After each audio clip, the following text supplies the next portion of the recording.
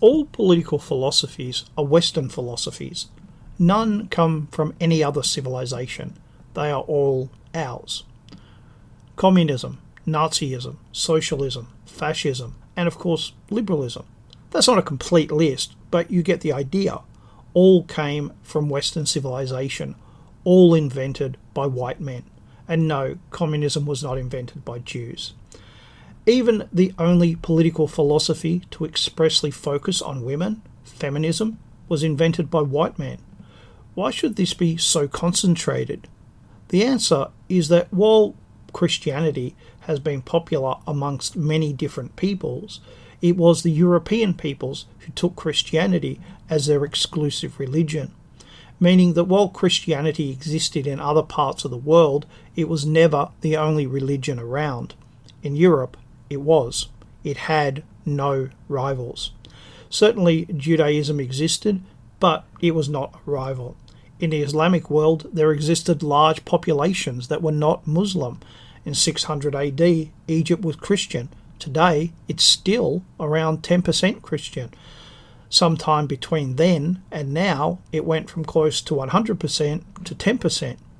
In Europe, nothing like that existed at all. So intellectual conflict was between Christians, not between thinkers of different religions. In time, that helped lead to the Reformation and the creation of the Protestant faiths. Here comes something even stranger. Not only are all of the political philosophies Christian, but they're all Protestant. None of them originated in Catholic countries, not even France, although they were influenced by Catholic thinkers. The reason they are Protestant is because of the idea of personal salvation, that each person has a personal relationship with God. The Catholic Church said that that was too much to put on people's shoulder.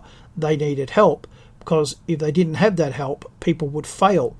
Priests helped by performing complex rituals, monks and nuns with constant prayers, bishops and popes to administrate it all, and saints to intercede on behalf of people. Protestant did not accept those claims at all. They argued that Christians should have guidelines on what to do, and the best guide was the Bible, not men. For many, these ideas were liberating. For many, these ideas were terrifying. Just you and God, the creator of the universe, having a chat. But taken to its logical exclusion, why have any churches, or in fact any religious authority? If man is free to make his own choices in life without being told what to do by the church, why should he be unfree? Why should he pay taxes or be conscripted or serve his feudal lord or king? He should only serve himself and God. After all, now that he has a personal relationship with God, God should tell him directly who he should serve, and if not, then he shouldn't.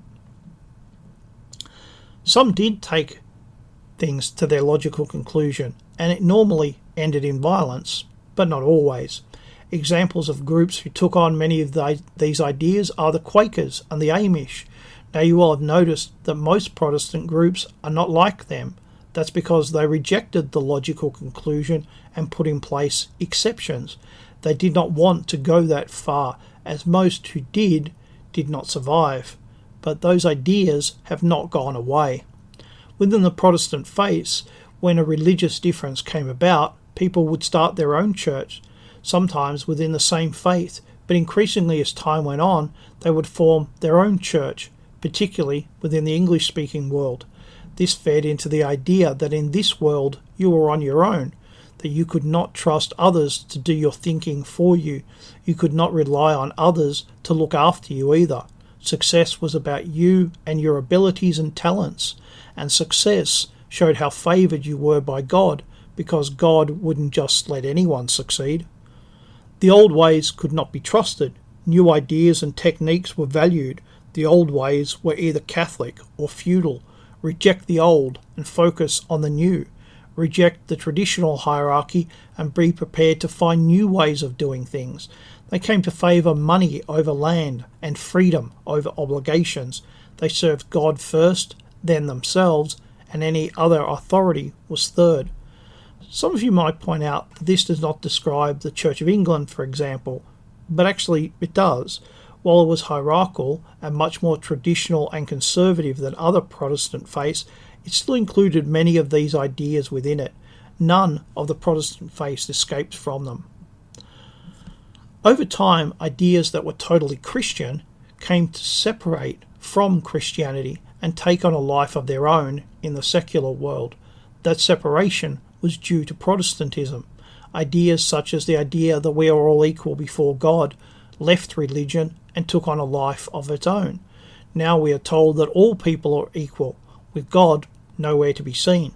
We are told that trade and money are all important, that we are in effect economic men. That comes from the idea that we are all in this world alone, with only God, and we know that we are blessed by God if we are successful.